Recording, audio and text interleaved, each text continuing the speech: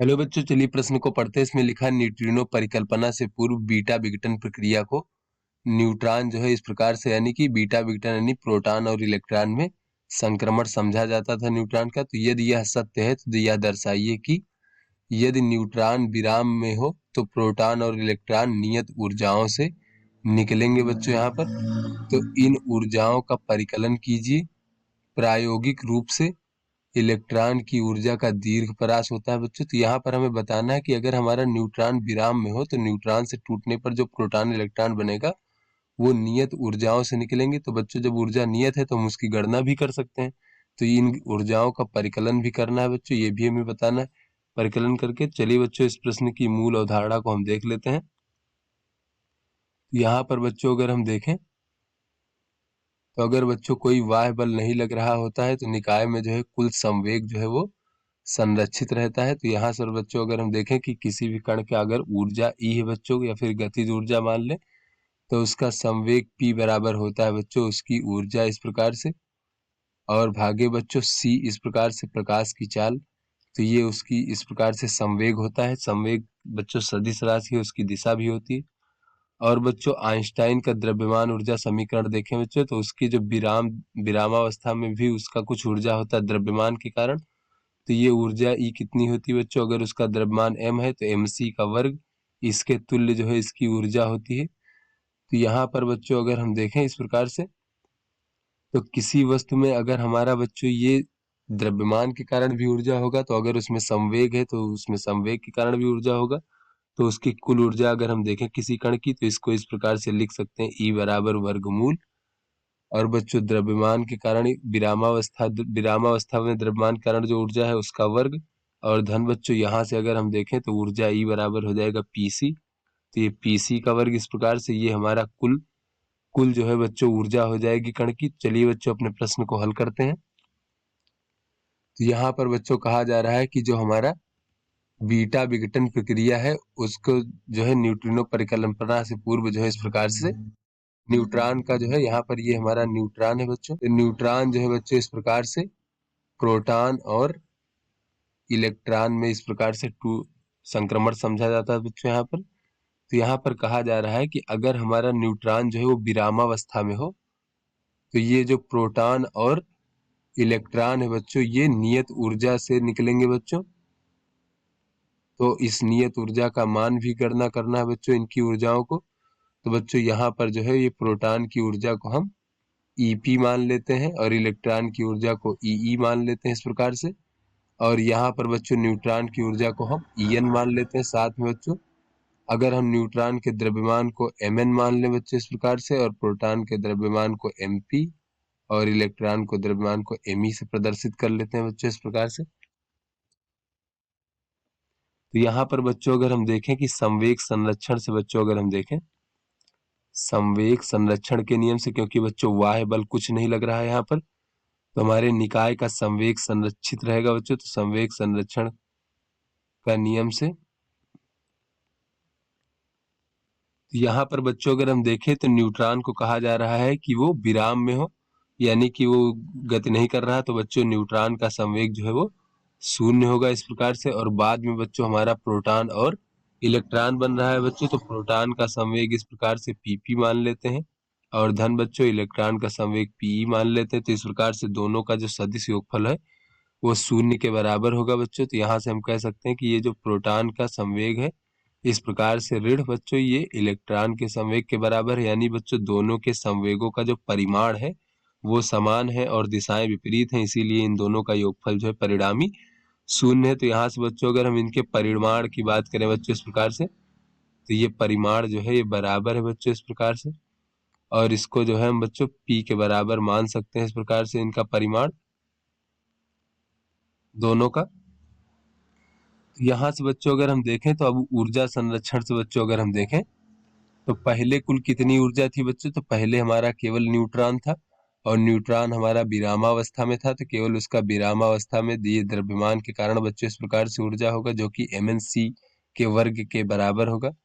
और बाद में बच्चों हमारा इलेक्ट्रॉन और प्रोटॉन बन रहा है बच्चों, तो इलेक्ट्रॉन की ऊर्जा और प्रोटॉन की ऊर्जा लिख लेते हैं।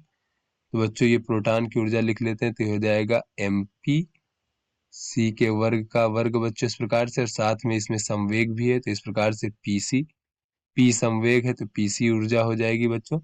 तो पीसी का वर्ग इस प्रकार से। इसी प्रकार से अगर हम इलेक्ट्रॉन के लिए लिखें बच्चों तो ये हो जाएगा एमई सी के वर्ग का वर्ग बच्चों इस प्रकार से धन पीसी का वर्ग इस प्रकार से। तो ये बच्चों हमारा ऊर्जा संरक्षण हो गया। तो यहाँ से अगर हम बच्चों देखें तो इस प्रकार से बच्चों अगर हम यहाँ पर देखें तो बच्चों इनकी गणना हम कर सकते हैं। ये न्यूट्रॉन की ऊर्जा और ये प्रोटॉन के जो विरामावस्था के कारण बच्चों जो द्रव्यमान के कारण ऊर्जा है उसको हम गणना कर सकते हैं बच्चों। तो यहाँ पर बच्चों अगर हम देखें एम एन सी का वर्ग देखें बच्चों तो न्यूट्रॉन का अगर हम द्रव्यमान रख दें, सी प्रकाश की चाल है, तो यहाँ से बच्चों इसको अगर हम गणना करें इस प्रकार से एम एन सी का वर्ग, तो इसका मान जो है बच्चों हमें प्राप्त हो जाएगा इस प्रकार से लगभग 938 मेगा इलेक्ट्रॉन वोल्ट में बच्चों इस प्रकार से।